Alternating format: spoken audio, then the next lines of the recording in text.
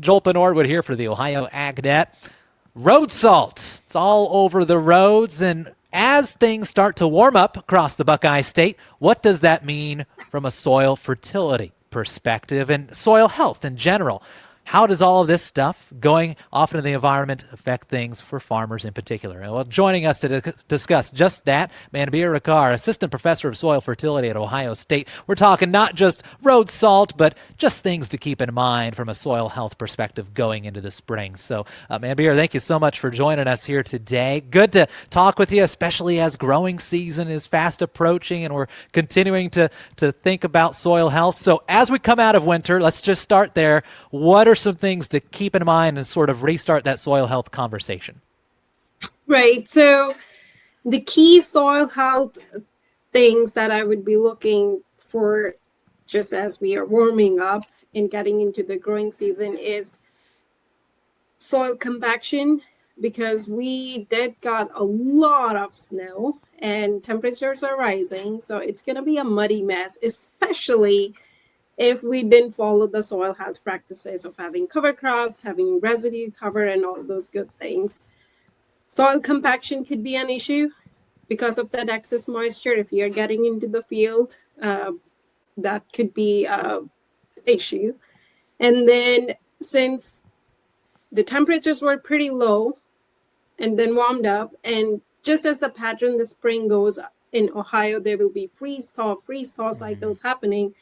That really affects the soil structure, makes it super fragile. That can lead to issues like surface crusting and surface sealing. I would be watchful for those kind of issues.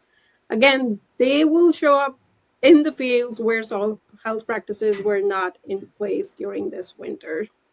And third thing, I would be watchful for the nutrient management as well.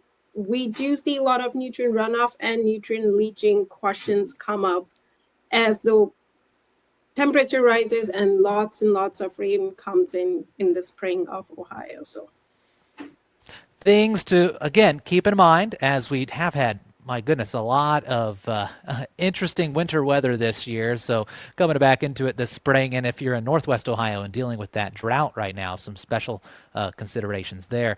All right, let's talk about, it has been a year of lots of winter weather. There's been a lot of road salt out there and other things being applied. I'm sure it's a conversation that you've had before about, hey, what does this mean for the surrounding soil? So let's start there. Road salt, what does it mean for farmers' fields? Does it have an impact?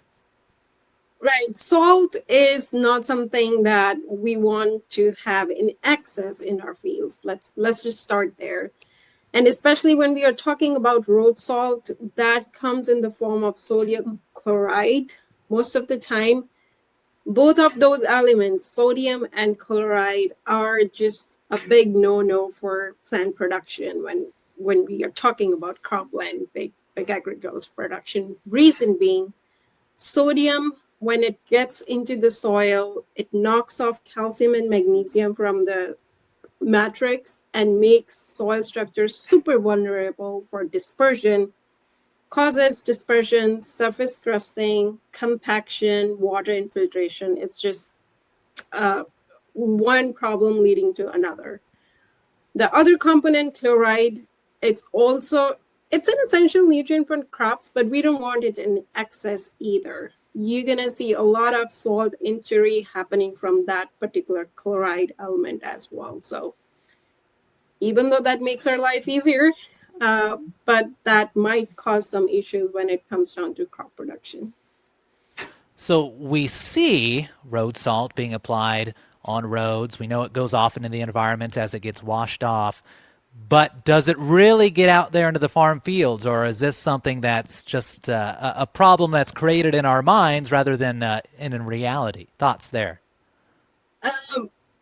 The answer is it depends. How much effect you're going to see in your field depends on what kind of soils you're dealing with. If you have some sort of coarse texture soils like sandy soils, the majority of the effect remains near roadside or near the ditches at the most. If you have fine textured soils, we're talking like loam soil, silt loam, that salinity effect that that comes from sodium chloride can go all the way to 30 to 50 feet into the fields. If you had very fine textured soils, we are talking like clay, that effect can go all the way to 50 to 100 feet from that road. So what happens is there's usually snow event, road trucks come in, put the salts. Once the temperature rises, or even with that salt application, whenever it melts, it goes off the road. So most of the time we think that's going to be like sitting near the road or in the ditches, but that's usually not the case.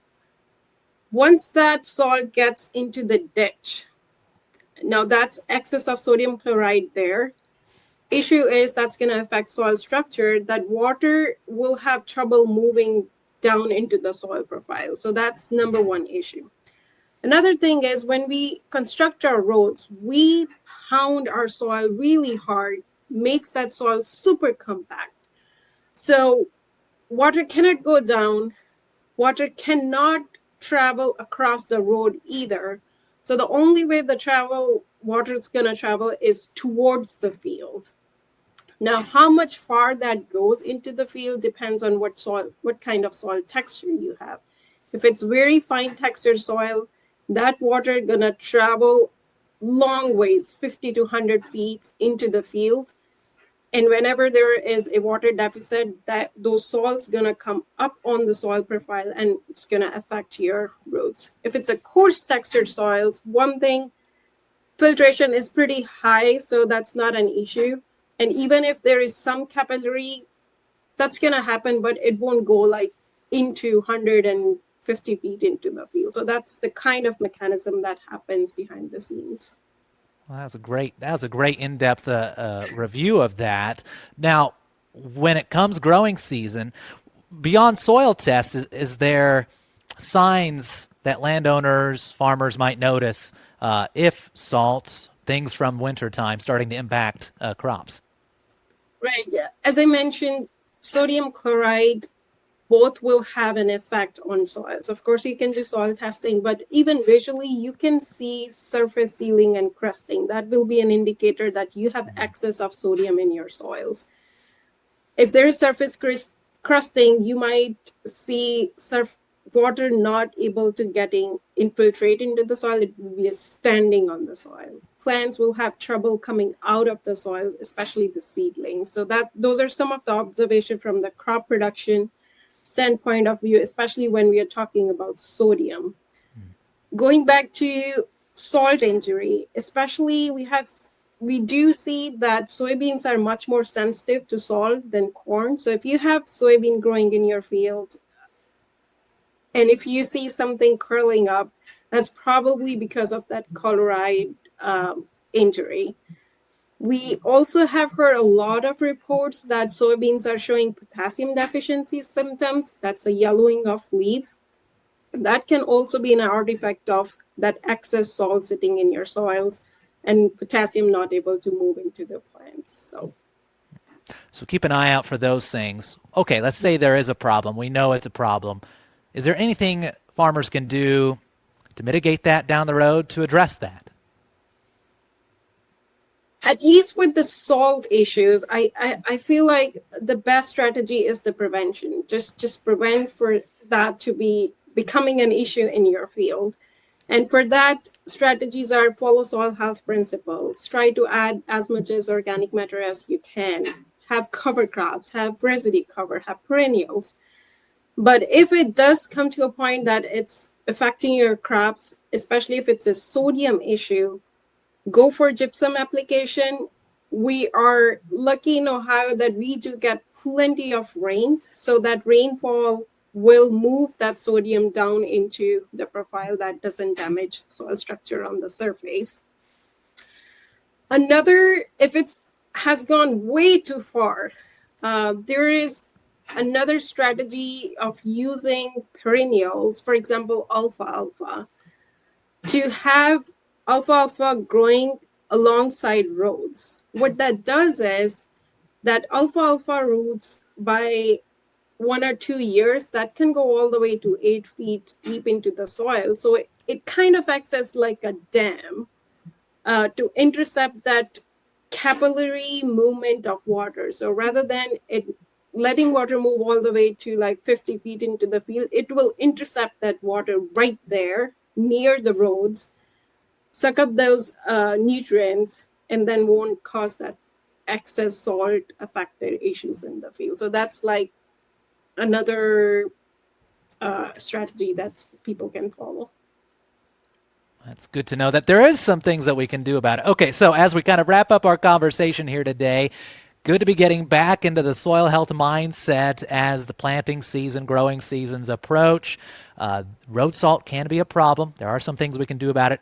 If you could do a couple of takeaways for farmers from this conversation, what would they be? Right. So from the soil health perspective and just in general, what happens every single year is we do get itchy towards doing that field work as soon as possible. I would just avoid that because moving into the field when soil is super wet is not a good idea.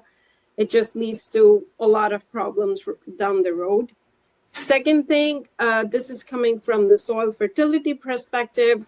The moment we see that, okay, temperatures are rising up and I have this window, do not rush to apply fertilizer too soon into the field, especially wheat. Wheat will, once temperatures start rising up, a lot of farmers tend to apply nitrogen way too soon.